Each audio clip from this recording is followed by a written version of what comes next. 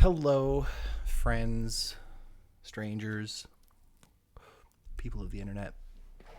It is, what day of the week is it? Is it Tuesday? Is it Wednesday? I don't even know anymore, to be honest with you. And I don't think it really matters. I mean, who cares? You know, weekends are bleeding into weekdays. I am actually very excited to sit down tonight and talk about a story that just broke. Kind of builds off some of the conversations I was having previously about Parler and their security, or lack of security, I should say. So I'm just going to kind of dive into the article that Wired wrote on the Gab leak. We're going to touch a little bit on what is Gab, some basic cryptographic concepts, talking about SQL, and then delving into a couple of little side topics here and there. So if anyone is hanging out in the chat, has any questions, by all means, I'm always looking to hear from you. And we are going to just start diving in. So the far-right platform Gab has been hacked, including its private data. So there was a group called DDoS Secrets, Denial of Service Secrets, that got about a 70 gigabyte dump from their SQL server of passwords, private posts, and everything else. I'm going to skip through the first article. So on Sunday night, the WikiLeaks style group Distribute Denial of Secrets is revealing what it calls Gab leaks, a collection of more than 70 gigabytes of data representing more than 40 million posts. DDoS Secrets says a hacktivist who self-identifies as Jack Sparrow and My Little Anonymous Revival Project siphoned that data out of Gab's backend databases in an effort to expose the platform large right-wing users. So I think last time I talked a little bit about Parler, we talked about how they had terrible essentially just really, really bad infrastructure that allowed anyone to query their API without any kind of authentication. This is basically just as egregious in terms of its level of incompetency.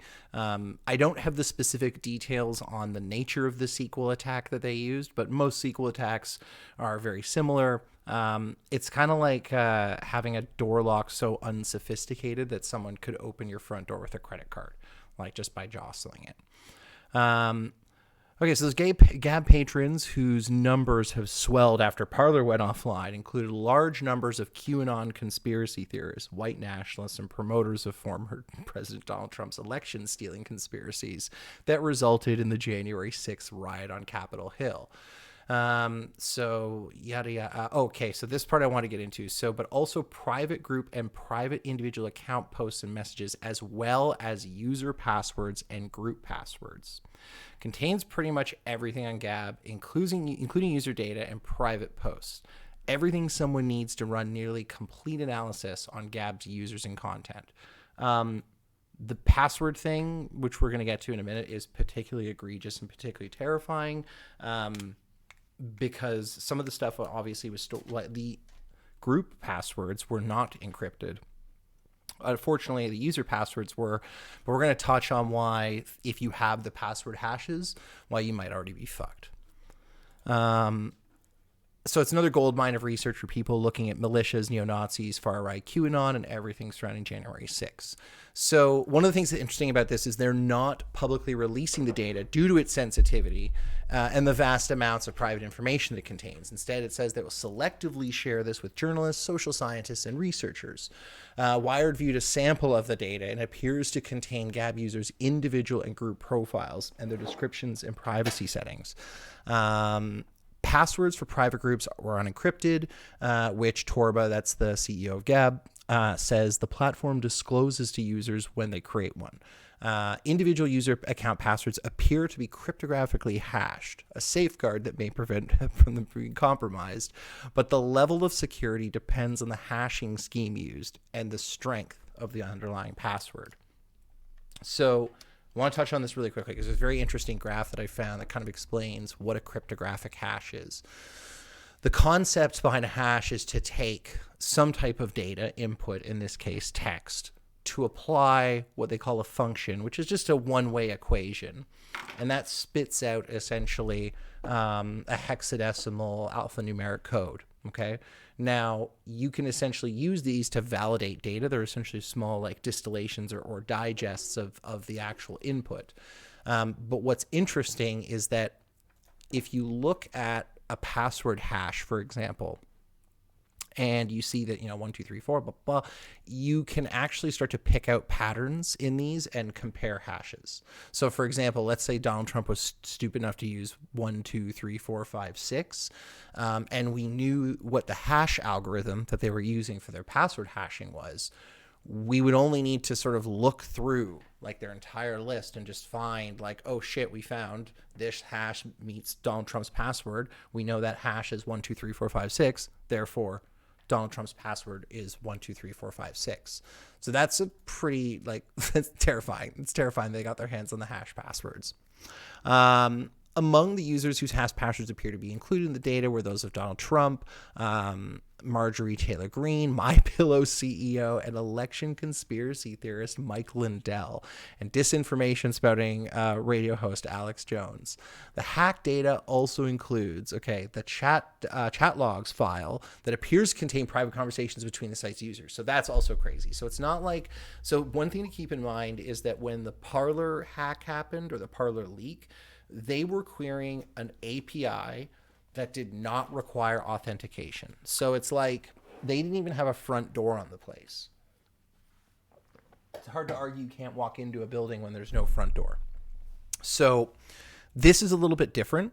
These guys actually went and got private data. This wasn't just stuff that was publicly available. Even with the unencrypted API, they still couldn't steal things like passwords, private messages, chat logs, stuff like that. This is a much, much deeper hack, which makes it far more interesting. And I'm very curious to see what some of the analysis that comes out of this is. There's a couple tweets related to that we're going to get to in a little bit. But anyway. So, according to DDoS Secret's Best, the hacker says that they pulled out Gabb's data via SQL injection, a vulnerability in the site, which is a common web bug in which a text field on a site doesn't differentiate between a user's input and commands, and it's the site's code, allowing a hacker to reach in and meddle with the backend SQL database. Despite the hacker's reference to Anonymous Rival Project, they're not associated with the loose hacker collective Anonymous. They told Best, but do you want to represent the names of struggling masses against the capitalists and the fascists? I fucking love this shit. This is great. Anyway, so this is them responding to Wired's mention of the SQL injection from Gab themselves. They did actually respond and say yes. Torba said initial statement, we were aware of the vulnerability in this area. We patched it last week. We're also proceeding to undertake a full security audit. The post went on to state that Gab doesn't collect personally identifiable information from its users, such as telephone numbers, social security numbers, birth dates, or health and financial information. So I think the reason why they're trying to differentiate themselves here from the Parler leak is that the Parler users, they actually did provide things like driver's licenses, social security numbers. All that stuff was provided in order for them to get the verified status. So that seems to maybe be something that we didn't get our hands on with this leak. So DMs only went live for a few weeks and are not currently feature support of the site, blah, blah, blah, blah. Torb did not confirm the security breach had occurred in his Friday statement, but in a follow-up on Sunday, he used a transphobic slur to insult the hackers attacking the site and added that both his and Donald Trump's account had been compromised. I don't think that there's a whole lot more that I want to get into specifically in this article because it's just more about, kind of the Parler and some of the parallels between them, which I sort of just alluded to. But anyway, so point being is, for whatever reason, these guys are fucking idiots. And I'm going to talk about that a little bit later, why I think that is, or at least what my opinion is, and why cybersecurity and operational security seems to be such an absolute fucking joke, weak sauce in the right-wing community. Are they a community? Anyway. So we touched a little bit on how cryptographic hashes work. I'm not going to bore you guys with rainbow tables right now, but this, so before we get to the technical stuff, let's actually take a look at the meat and potatoes of what we're talking about here. So this is Gab. This is the site. If you guys haven't been on it, fucking good for you. Cause it's bullshit. It's awful. It's just people talking a lot of shit, and you can imagine basically what each hot take on this is. So, no one falls down, hits their end. Maybe someone socked this motherfucking traitor and he's just too embarrassed to admit it. This is what I mean about the conspiracy theory stuff. Bitching about kids wearing masks.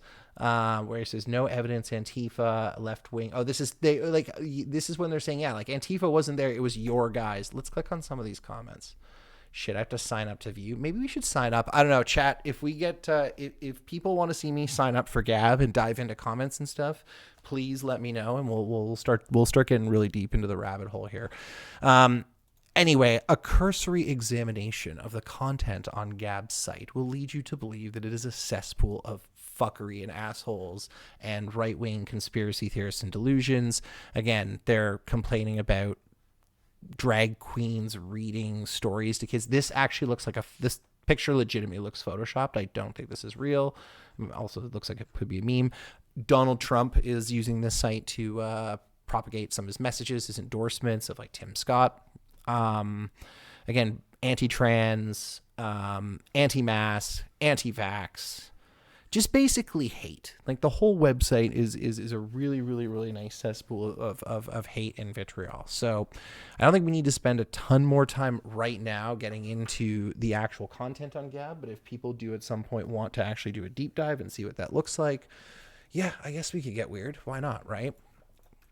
So one of the things that I think was fascinating about this is that they were owned by a sequel attack, which I've honestly, guys, been thinking all day about a way of articulating this in a way that, like an analogy that would make sense. It is really, really difficult to explain, though, just how like asinine this is. This would be like securing the front door of your house with like a zip tie. Like it doesn't make like, it's like, you don't do that. Like that's amateur hour. Like, why are you why are you keeping your door shut and locked with a zip tie? So we're going to talk a little bit very briefly about what SQL is, why it is vulnerable to attacks, why it only noobs don't patch their shit. And a little bit more context on the specifics of this hack, the information that we got from it, etc., etc. So SQL is simply structured query language. It is a way of being able to query a database. And a lot of people ask me at work, when we're talking about what databases are, Excel is essentially a database. You have rows, you have columns, you fill in data, right? And then this entire thing is referred to as a table. When we talk about databases, though, we're typically talking about more complicated relationships between tables, things like one-to-one, one-to-many. You have all kinds of interesting depth, and that's where you actually get into a program like Microsoft Access. If you took computer school, when I'm a little old, and I don't know if a lot of my viewers actually spent time watching spending time in Microsoft Access in computer class, but is essentially building more complex repositories of information. That's what a database is. It's a collection of tables in order for you to store things like customer records, user IDs, yada, yada, yada. So SQL is a language that allows you to query databases, and it has a particular structure to it, which obviously makes it easy for it to malleate. One of the big advantages to SQL is that it not only allowed you to query multiple things at once, it allowed you to query certain aspects without specifying the how to do it, which was kind of cool for computing. So one of the things that SQL was originally vulnerable to in its first iterations were things called SQL injections. I'm going to show you guys a video very briefly here of what a SQL injection actually looks like. But the concept of a SQL injection, the best analogy that I could come up with today was, so imagine that you wanted to get into a particular bar or restaurant, okay? And there was a bouncer there.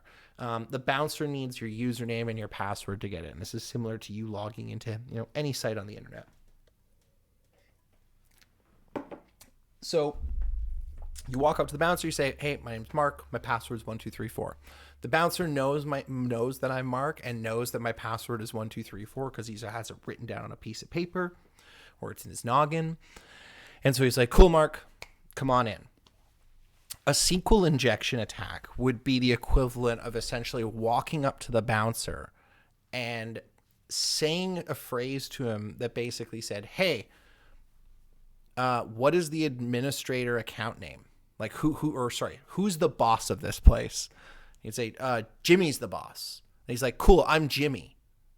And he just would say, oh, hey, Jimmy, come on in. I know it's kind of abstract and weird, but that's essentially the vector of how a SQL injection gets into a database and elevates information out of it. It structures, again, because it's a structured query language, it structures the nature of its query to trick the database into something. And there's all kinds of different things you can trick it into, like tricking into thinking who you are, tricking it to allow you to take records out of the building, all kinds of stuff. So SQL injections are essentially a way of injecting a particular query to get something out of the database that it's not really meant for, okay? Or you're not really meant to get, I should say. I'm going to show you a quick video, an example of a SQL injection that might help contextualize this a little bit. Hopefully this works. Consider an application that lets users log in with a username and password. If a user submits the username Wiener and the password Blue Cheese, the application checks the credentials by performing this SQL query. If the query returns the details of a user, then the login is successful. If not, then the login is rejected. In this situation, an attacker can log in as any user without a password simply by using the SQL comment sequence to remove the password check from the where clause of the query. If the attacker submits the username administrator quote dash dash, then the application performs this SQL query. This query returns the user whose username is administrator and successfully logs the attacker in as that user. Simple, okay? So by manipulating the way the language works, you're able to force certain things out of it, whether it's passwords, whether it's, like I said, backend databases, stuff like that. So really quickly want to touch on, oh, where is it here? There's a great Gab leaks. So this is posted by DDoS Secrets. They are making the data set only available on limited distribution. So unfortunately, right now, as we know, it's not available to the public. Whether or not it's going to be leaked, we'll see. But essentially, while the data set is extremely important to understanding recent current events, as well as being a valuable historical archive, it also represents privacy concerns. Due to these concerns, along with the presence of passwords and other personal information, this data set is only being offered to journalists and researchers. So any journalists out there who think they can help me get their hands on this, I want to talk to you. There's about 70 gigabytes of Gab public posts, private posts, user profiles, hash passwords for users, direct messages, plain text passwords for groups, SQL format, along with over 70,000 messages and more than 19,000 chats with 15,000 users in plain text format. That's a lot of stuff just exposed that you're going to be able to query very quickly. Not going to get into false accusations stuff. Apparently, Gab basically said, hey, they tried to ransom us for this. These guys said it's bullshit. I really honestly don't know who to believe in that regard, to be honest with you, so we'll see how that ends up turning out. There's a journalist, though, that posted a fun tweet, which is at the top 20 biggest groups sorted by most members on Gab. And we're going to take a quick look at these here. This is what you'll be able to do if you actually get your hands on the data set. You'll be able to see things like the member count of particular groups like the Donald, Trump 2020, QAnon, We Love Trump, Conservative News, Stop the Steal, QAnon, Guns of Gab, Christianity, QAnon, Q Research, Survival. Man, Republicans and conservatives, they're real fucking like persecuted these days, eh? I feel like they're an endangered species and they're on the brink of being hunted to extinction, and they gotta survive. I really gotta keep alive and survive, you know? Sorry, guys. I'm getting a little rowdy here. Anyway, this whole, like I said, it's going to be really, really fun to see what some of the analysis of this data is. I think it just came out like last night, so it's going to take a little bit of time before anyone actually starts digesting it and giving us any kind of insights into any of the craziness that's going on there. What really makes me like salivate is the idea that they have like Donald Trump's, again, like hashed passwords. Like if he, So guys, this is why having like a complex password is so important, because even though your password might not get leaked, if they get the hash of your password, which is again like a reduced version of it, they can still figure it out, especially if it's based on plain text words. And one of the things that a lot of people think is like, oh, I'll use, letter substitutions. I'll use, I'll use a 0 instead of an O, or a 3 instead of an E. That shit doesn't work. Like, we've either been able to build very efficient machines to substitute those, or there's another thing called rainbow tables that essentially just, it does that for us. It tests all of those permutations of letter substitutions. It's like, I want you to try every password, and I want you to add 69 to the end of all of them too. Or I want you to do this and add, the person's dog's name. So what it really allows them to do is quickly leverage what you think is something that obfuscates them from getting your password. And it's like, nah, dog, we figured that out pretty quickly. So guys, if you want to have good passwords, have a passphrase, something super simple, 4 random words. Try not to use song lyrics, because again, we're getting to the point with computing where eventually we'll be able to actually digest entire like libraries of Congress and be able to use strings of text like that against passwords in dictionaries and stuff as computing gets more and more complex. So I always say obfuscate your password with some like really good, passphrasing, and you'll probably be not low-hanging fruit that these guys aren't going to get their hands on. Anyway, that's like really all I had to talk about today in the Gab leak. There's really, it's very, very early on, in developments and what's going on, but I just really wanted to get my thoughts out there and have a little quick conversation with people, see what they thought about this. One thing that I'm super fascinating to see is the data analysis that's going to come out as a result of this. But more importantly, I think it's a cool conversation to start having with friends, because we rely on the services of internet providers and internet companies, and, we need to have some fundamental understanding of computing and technology and how these things work, right? So, anyway, I don't know. I'm going on a rant now, so I think I'm going to cut it off, because ranting is never good. But I expect to do a couple more episodes like this, talking about Gab, getting a little bit deeper into some of the analysis that comes out. So guys, for those of you who took the time coming to join, really appreciate it. It's always good to see everyone. Love you guys. Be well. Have an excellent night, and we'll talk soon.